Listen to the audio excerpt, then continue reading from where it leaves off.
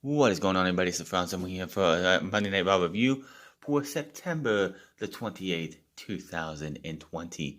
We are on a Clash Aftermath and on our way to Hell in a Cell.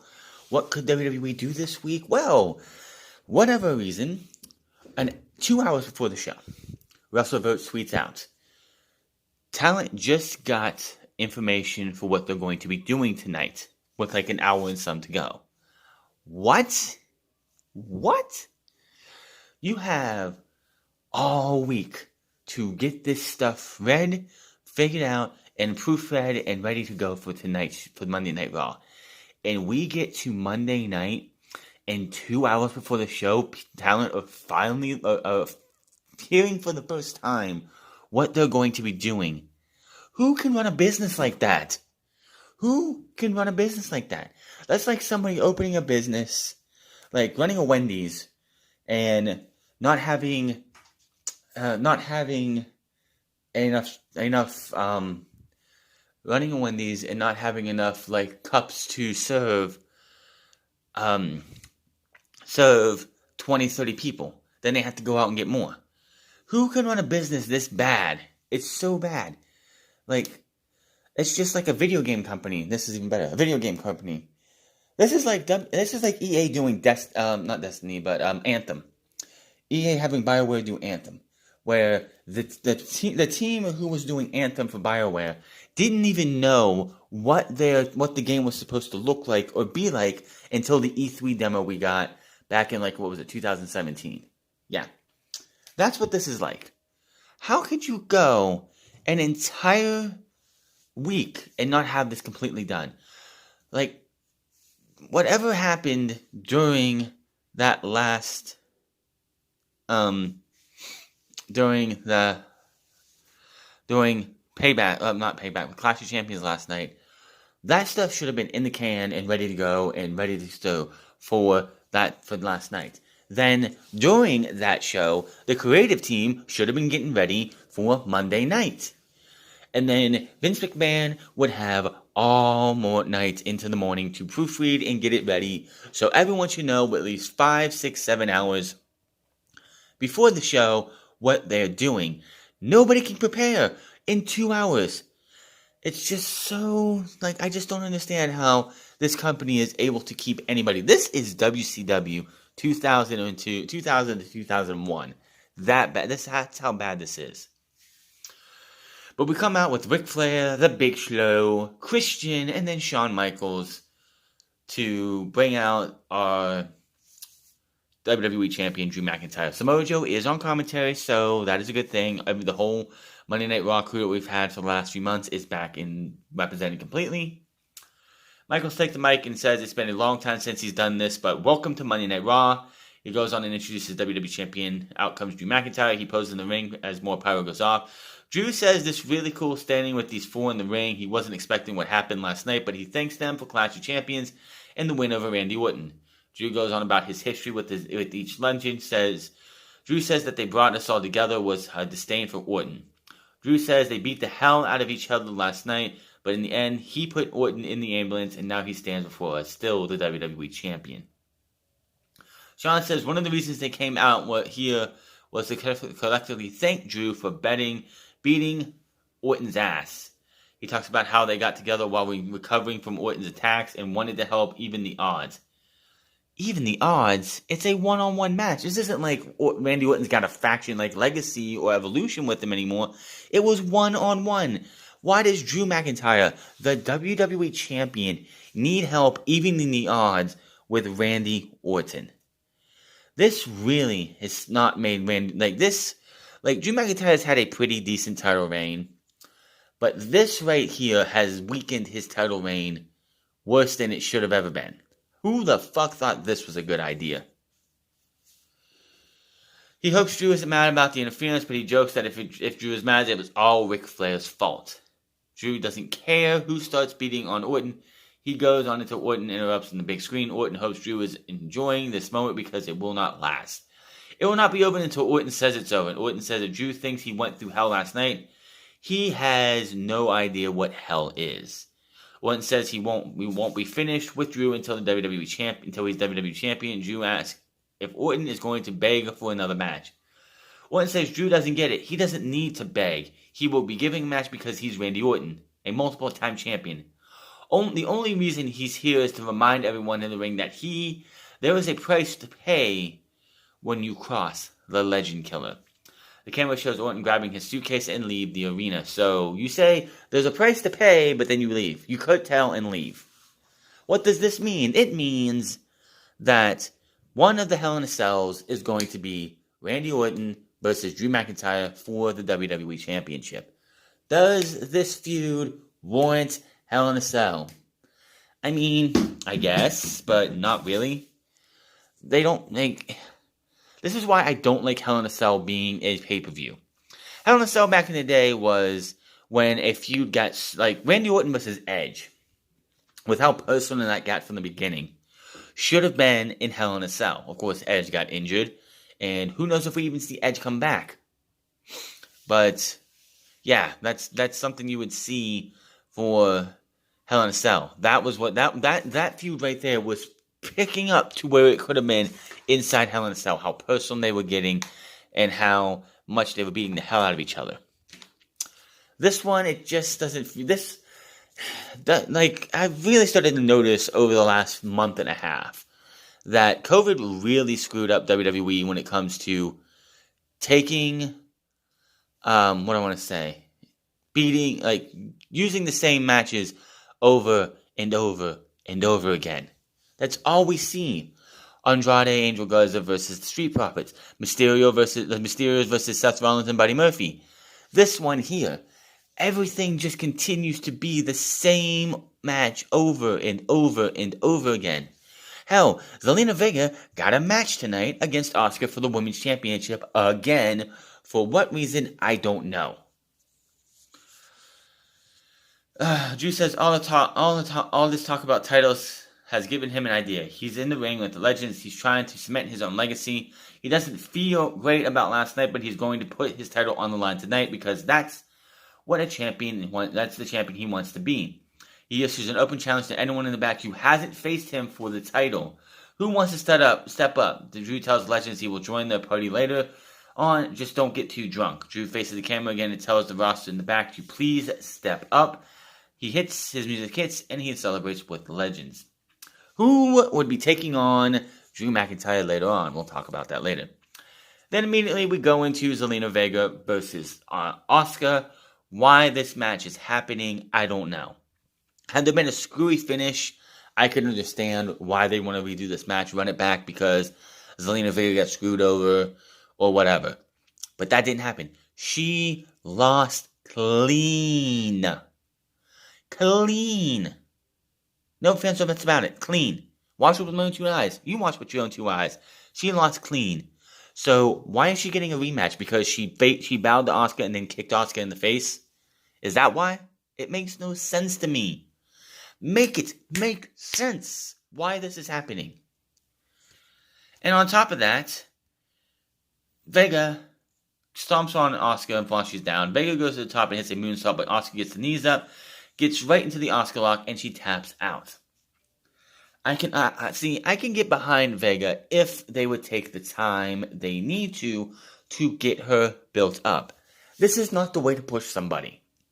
If you want to push somebody new, I'm fine with that. Give them a chance. Let's see what happens with that talent.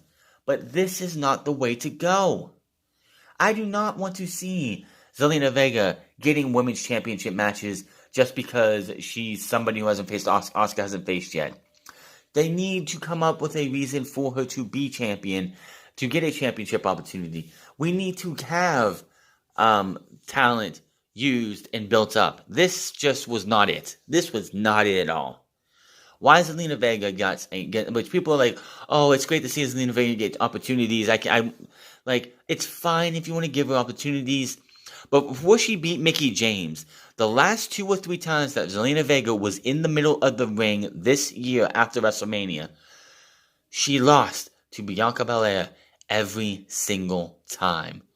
Why did she get a title shot over a Bianca Belair Hell, I think Bianca Belair should have came in after this match and beat up Zelina Vega because, hey, she beat her twice, and all of a sudden she's number one contender for winning one match? Ridiculous. We see Big Show, Ric Flair, Shawn Michaels, and Christian backstage playing poker. Drew McIntyre's open challenge for the WWE title. Only eligible superstars are the ones who have not challenged Drew for the title yet. Back from breaking, Andrade is in the ring. Zelina Vega is at ringside getting looked on by a referee. Andrade yells at Vega about how she's nothing without him. He calls her the weak link and also calls Angel Garza the weak link, which is why he was injured at Clash of Champions. He says he was the one holding the tag team together. He goes on and taunts her for losing to Asuka twice. Vega gets emotional and heads to the back. Andrade keeps ranting, and apparently he also wants to come up. He asks who wants to come out and face him, and out comes Keith Lee, as of course. See, this is how Keith Lee should have made his debut. Some heel, bound-mouthing, taunting, asking who they want to face, and he comes out, he accepts the challenge, and he wins the match. This is how Keith Lee should have been booked from the start, not be the third wheel of Randy Orton and Drew McIntyre's feud. And of course, in those matches, 1 win, 3 losses by disqualification. 3 losses by disqualification. Lost a triple threat match without being the man pinned, and if I'm correct, 1 no contest. Yeah, great way to start off Keith Lee's push on the main roster. Good match between these two. Andrade blocks the move, and a chop block to the knee. Andrade sends Lee face first into the middle turnbuckle. Andrade charges and hits the running knee in the corner. Now Andrade picks Lee up, but Lee lifts him up out of nowhere into the big spirit bomb. Nails it. 1, 2, 3. And Keith Lee is your winner. This should have been the trajectory for Keith Lee. Should he be in the WWE Championship picture? Not now. Maybe. And someone was like, somebody last night somebody said that Keith Lee should go to SmackDown and challenge Roman Reigns for the championship. And I'm like, how about Keith Lee wins the Royal Rumble and then challenges Roman Reigns for the WWE, the Universal Championship at WrestleMania? That's what I think they should do. Get a young guy like Keith Lee, who Vince McMahon apparently loves as a talent. Give him what he needs. Win the match, win the Royal Rumble, and then go to WrestleMania and beat Roman Reigns in, of course, the main event. But hey, it's Keith Lee and this new Roman Reigns in the main event, which would be great. But also looks like that Andrade is going to be going down the card as everyone should have figured. We see a video of earlier today at the Hurt Business at catering. Aalyiah sits there and the table isn't paying attention. Bobby Lashley bullies him out of his seat and then out of his plate. We go to commercial as MVP and Lashley and Shelton Benjamin laugh at the guy. Back from break and we get a promo for Sunday's NXT TakeOver 31, which I just can't right now. NXT is a shell of its former self. I can only take an NXT TakeOver is just aren't TakeOver without the live crowd. Without the legit crowd there, TakeOver is just not the same. Akira Tozawa was eaten by a shark last week. Apparently, R-Truth is backstage and Ninja approaches and gives R-Truth a letter that's from Tozawa, who declares he was eaten by a shark last week. He talks about their battle and wants Truth to have his black belt. Tozawa ends up attacking him from behind and pinning Truth to win the title. Who gives a shit? And then the Ninjas, the Ninja then drops Tozawa and pins him to the title. The Ninja is revealed to be Drew Gulak. He brags, turns around with the big shot from Truth, covers him, and wins the 24 title back. So does that mean that Gulak is on Raw now? We know Mandy Rose is coming, and does that mean that we now have Gulak on Raw? When did that happen? I mean, Gulak honestly was better off when Daniel Bryan was around, and then COVID outbreak happened. Daniel Bryan stopped coming in, and now he's just down the card again. It's sad. Drew Gulak is so much better than this. He's so much better. In 2019? Yeah, 2019, when he was Cruiserweight Champion and working NXT, he was great. He was the best Drew Gulak we have seen. Loses the title, comes up, and just nothing. Daniel Bryan gets in to be his trainer after a hell of a match earlier this year. And it's just, wow, what they have done to Drew Gulak, and it sucks. He's somebody who could be challenging for the WWE, the United States Championship. Not WWE title, maybe he could, maybe. But, yeah, definitely, wow. The announcer shows us what happened last week with Seth Rollins, Murphy, and the Mysterio family. Mr. Murphy is backstage now texting on his phone when Rollins approaches him and hugs him, calling him his disciple. Murphy looks annoyed. Rollins asks what's wrong because tonight is a beautiful night. Rollins says more importantly, the Mysterio family will be on King's Court, and he can't wait to see what they say. He tells Murphy to lighten up because he can't wait to see what the family says. Rollins says it's a huge night for Murphy, and for him, Rollins tells Murphy to go try on the suit that he bought him. Murphy leaves but forgets to grab his phone. Rollins picks it up and puts it in his pocket. He smirks as we go to commercial break. Gee, I wonder who he was texting. Wink, wink, wink, wink, wink, wink. So, back to the break, and Hall of Famer Jerry Lawler is on the ring with the returning King's Court. He mentions that Seth Rollins tried to say last week how Dominic Mysterio might be the real son of, which we had to go with that again. So, Aaliyah, Dominic, Angie, and Rey are all out there. I'm sitting here thinking, when Rey Mysterio was offered a WWE contract, what was his condition to resign? Because, my God, this has just gotten out of hand. Lawler thanks them for joining, and he asks Rey if he wants to comment on Seth. Which, by the way, King's Court with the Mysterio family, and you're gonna let Jerry Lawler around this 19-year-old. No. Rey says Seth can't even control his own house, so now he wants to disrupt Rey's. Rey says it's obvious that Dominic and Aaliyah are his and his wife's. I mean, come on, Rey. You're this tall, and they're taller than, they're over half your size, man. They're your size and a half, so. And Angie's not that much taller either, so where the fuck did they get all the height, especially Dominic? He goes on and says it takes a truly evil and simple person to try and fabricate the kind of lies that Rollins has. Dominic says this has gone on too far and too long, and the next time he sees Rollins, he's going to put an end to this. Lawler brings up how Aaliyah got upset with her dad last week and how she was approached by Murphy backstage.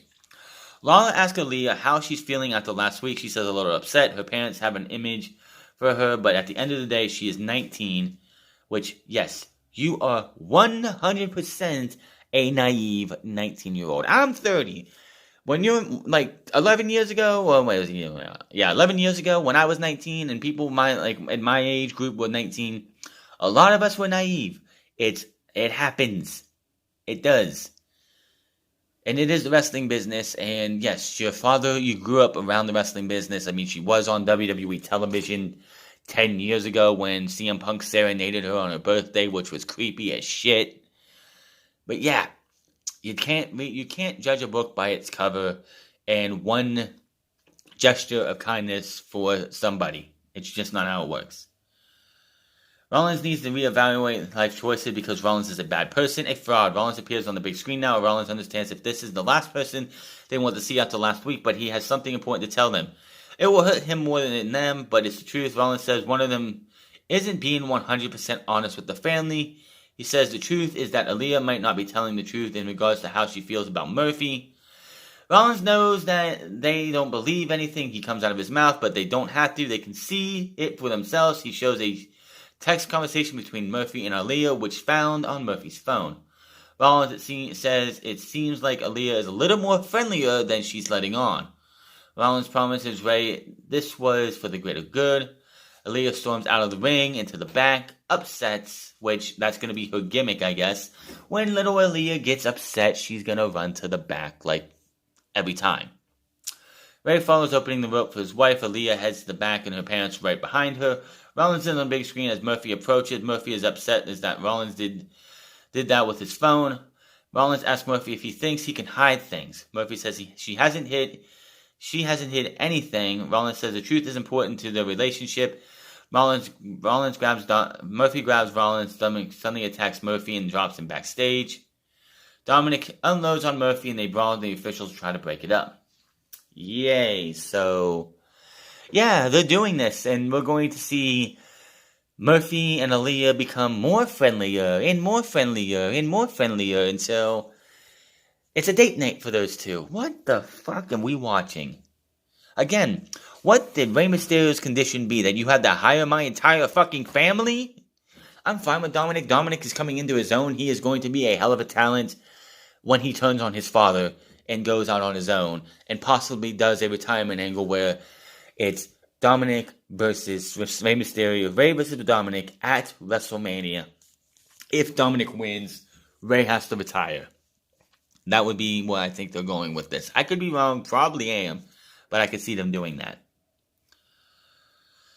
We go back to the ring, and out comes Lana and Natalya. Tom talks about how women's tag team champions Nia Jax and Shayna Baszler are not medically cleared to compete, which apparently Nia Jax refutes that and said she is not.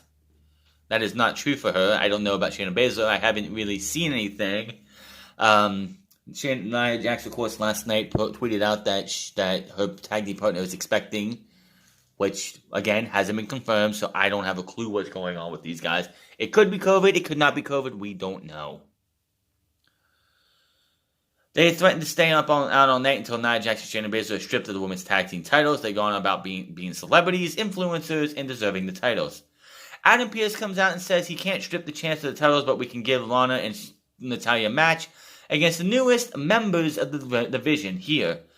Out comes Mandy Rose and Dana Brooke. What? Again, what? Drew Gulak's apparently on Raw now. And now Dana Brooke. We knew Mandy Rose was coming. They showed it off in the last 2 weeks. But apparently now Dana Brooke too. Again, merge the Raw and SmackDown Women's Championships. You split and you have nobody else for real. After Sasha Banks wins the championship, I guess you have Lacey Evans and an evil Bayley, Lacey Evans, and an evil Alexa Bliss that are going to be able to face off against Sasha Banks. If Sasha Banks keeps the title past 1 month, because we still haven't seen her hold the title, any singles title, for more than a month. But anyway, that's neither here nor there. Natalya and Lana versus Mandy Rose and Dana Brooke. This match didn't last very long. Rose comes back with a jumping pump knee kick, strike to the pin, and the win. Who gives a shit? Lana should never be in the ring. Ever. We see what happened when Braun Strowman and Double Kato and KO show with Aleister Black attacking Kevin Owens back. Black is backstage somewhere now, cutting a promo on Owens. He says, Owens is a good man, and good men don't let bad things happen to them. He goes on and says, Owens also has a knack for betraying people. He recalls how Owens said he has previously with family, so he couldn't help Black when he had his eye hurt months ago. Black goes on and takes the cover off his eye and says he doesn't forget. So this is all over. The fact that Kevin Owens wasn't there the night that Murphy shoved his eye into the stairs. That's what this is all about. Are you kidding me? That's the best excuse you could come up with. Lazy booking. So we have Aleister Black and Kevin Owens. So we've heard this before. Keith Lee made his debut after SummerSlam and had awful music. His glorious theme is gone. Not his glorious theme, but his Basket's glorious theme was gone. They kept the opening piece of it, but other than that, they changed his theme twice. Well, Aleister Black is the latest victim of this, as he no longer has his theme from CFOs. WWE, if anybody doesn't know, got into a very bad deal with CFOs. And CFOs and WWE parted ways about 2 years ago, and WWE is going out of their way to get rid of every single CFO theme. Tonight, Aleister Black. Robert Roode is going to be next. You know he is. Glorious Domination is one of the best themes they ever made for CFOs, and I guarantee you it's going to be gone next, and that fucking sucks. WWE needs to go back to the negotiating board with CFOs and try and get a much better deal so we can get these great themes that they're using. Now, my question is, Because Keith Lee's had his theme music for a good while, and it was probably one of the last ones I think CFOs did. He kept it the entire time he was in NXT, but as soon as he comes up to the main roster, he loses it. So, is it the deal not matter in NXT? If you have a CFO theme song in NXT, you're fine. But as soon as you come up to the main roster, like if they use that on the main roster, CFO gets a bigger cut or something. Is that what it is? I just don't know. It's just so dumb. It's just Vince McMahon's pettiness. He doesn't want to pay that extra money to be able to give us the best themes that they have. So, Kevin Owens, Aleister Black. Match here, of course, before that we saw the Street Profits make join the Legends in the back for a poker night. So we have this match. Big brawl between these two. With a shitty finish. WWE referees for like the last month have had some of the worst fucking luck. So, Kevin Owens, Black gets to the face of the referee and they have words. Black turns around with a big right from Owens. Black keeps fighting, swinging a while, but the referee accidentally gets dropped. And the match gets called for the referee. So, usually when you have, obviously that spot wasn't planned. If you have a planned spot where the referee gets hit, they're going to go down and they'll be dead. Apparently, this was not it. It was a botch, and the referee just called for the bell. After the bell, Black starts yelling at the referee. The ref goes to the timing area and declares that Black is disqualified because he struck the referee. Owens is the winner. Owens takes advantage and drops Black with a big stunner. Owens' music hits, which, when is Kevin Owens going to get new music? Because that was CFOs too. Or was it, yeah. I think that was one of the first songs that they did for CFOs was Kevin Owens' theme. Triple threat 24/7 title match. Gulak versus Cesaro versus R-Truth. I still don't get why Drew Gulak is on Raw now. R-Truth wins. Who cares? Apparently, there was no Raw Underground tonight. So either one or two things happened. Either it was finally scrapped because it wasn't doing shit for ratings, which, by the way, WWE Raw had to contend with these Game 6 of the Stanley Cup Finals and Monday Night Football. So if they even get 12,000, 1,200 viewers, 1.2 million viewers, I would be shocked. Carly Cruz was backstage with Mandy Rose and Dana Brooke. She asked what the team came to be. Rose says she's had some ups and downs lately, but Dana has always been there for her, and she's an amazing athlete. Brooks talks about Rose being such a super inspiration, one who gets knocked down but always gets up fighting back. They know the Riot Squad is next to get a shot for the women's tag team titles against Jackson, Shayna Baszler, but they will be watching and coming for those titles. Dominic Mysterio versus Buddy Murphy. This match just, we've seen it, if you've seen it before, you've seen it again, but this got stupid. So Dominic brings Mysterio back into the ring with stops and looks under the ring at his kendo stick. Dominic gets a pop as he grabs the stick. The referee keeps counting. Aalyiah comes running down to the ringside area. She begs her brother to put the weapon down. He tells her to leave so he can handle this. She begs him to put it down. Dominic enters the ring with the kendo stick. Murphy pleads. Dominic is distracted by his sister, which allows Murphy to roll him up with a handful of tights for the win. So, yeah. I guess Aaliyah is going to align herself with Seth Rollins and them eventually, or I don't know what the fuck they're doing. We really don't need to see Aaliyah be in this, unless they're going to really do something with her and figure something else out. I don't care about this. Since WrestleMania, unless the feud, like Seth Rollins and Drew McIntyre didn't really have a feud. It was a one-off. But since WrestleMania, outside of injury or somebody getting pregnant, WWE has not ended most, if not all, feuds on Monday Night Raw. Seth Rollins and Rey Mysterio's feud has been going on since the night after Money in the Bank. Andrade and Angel Garza, which I think is hopefully over now, versus the Street Profits, had been going on since WrestleMania, or before WrestleMania. This feud needs to end. Kevin Owens and they're taking this fight forever, which everyone, haha, fight forever, they say it all the time, is fine, I guess, if you want to go that way. But I just want to rip my head out because this is just fucking annoying. Give me something else. That's another one. The Hurt Business versus Apollo Crews and Ricochet has been going on since, I don't know, June, July, maybe even April, May, I'm not sure. But it's been going on for a very, very long fucking time. Keith Lee needs to, not get into this. No one else needs to be stuck in this fucking thing. COVID has hurt WWE, I understand. But you have Seth Rollins should have moved on to somebody else by now. Rey Mysterio and Dominic should have moved on to other things now. Dominic should be going up against other talents right now. Him versus Murphy and him versus Seth does not make any sense anymore. The cage match should have been the blow-off. 100%. The cage match should have been the blow-off, but it wasn't for some reason. After the match, Dominic attacks Murphy with the kendo stick and ringside. Aaliyah gets in the way and begs her brother to stop. It's not Seth, she said. Dominic goes about why he's doing this to protect the family and their legacy. He said, Dad was right. You are naive.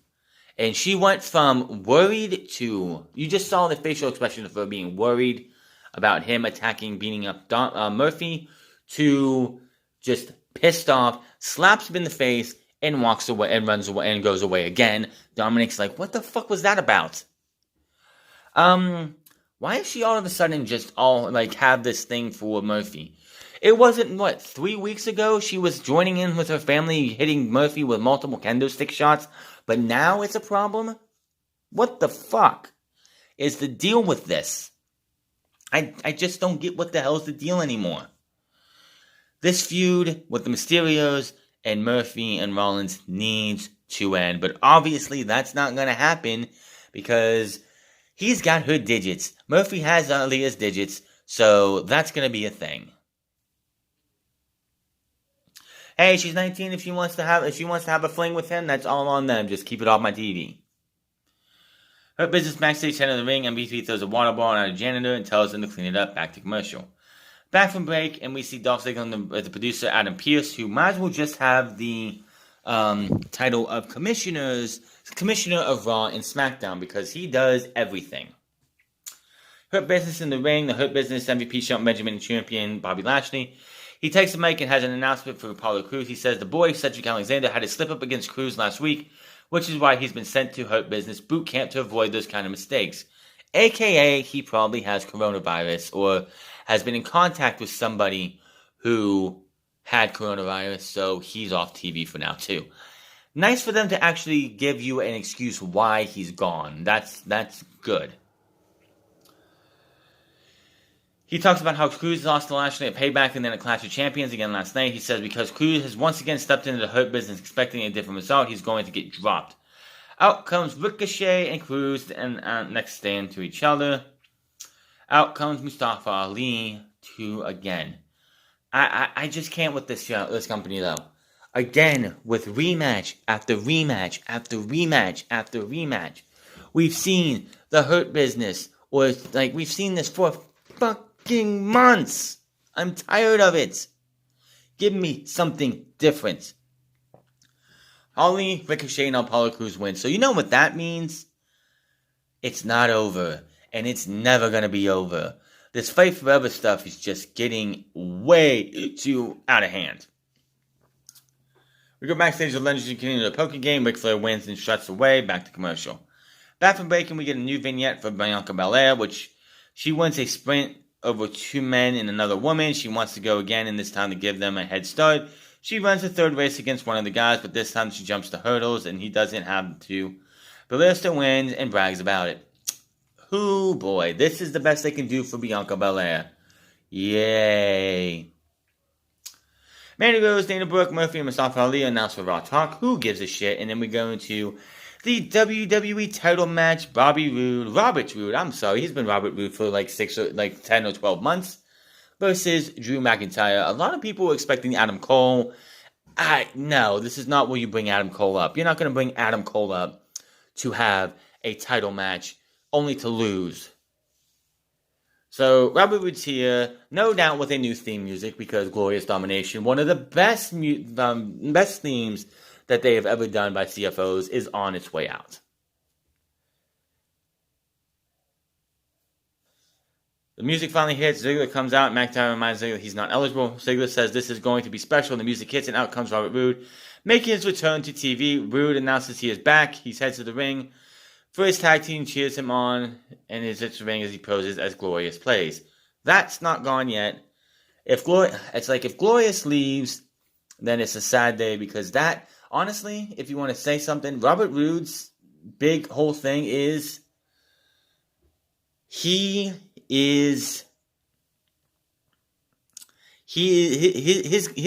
gimmick is mostly that entrance, plain and simple.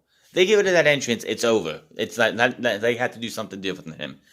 If he loses Glorious Domination, then he needs to lose. Then he needs to just get, like, the Glorious stuff would have to just end. So we get the ring introductions. The fake fans booing. The bell rings. Roode gets work to work. Long match here. Dolph Ziggler, of course, trying to get involved. Back to the feet. He charges with a big boot, but Ziggler jumps up to the apron to push Roode out of the way.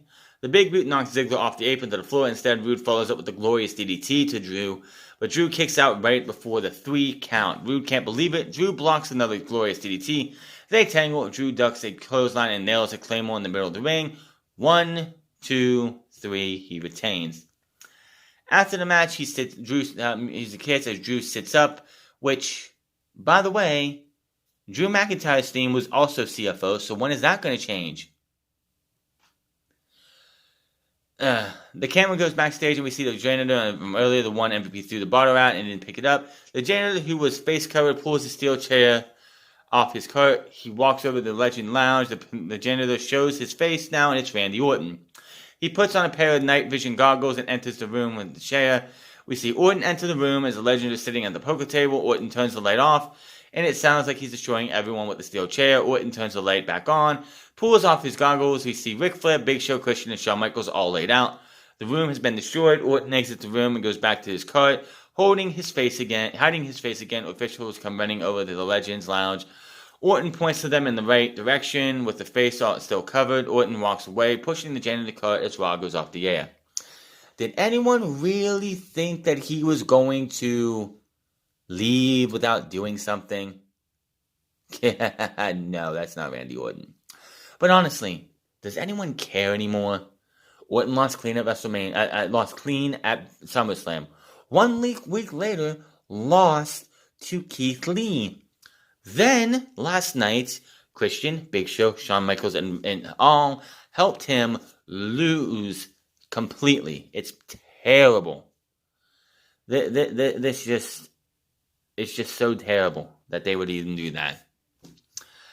So, yeah, I really don't care about Randy Orton. He shouldn't get another title match. But, of course, they're going to go to Hell in a Cell, and that's where he's going to win the championship after losing the last 3 pay-per-views. Technically clean if you want to go with that.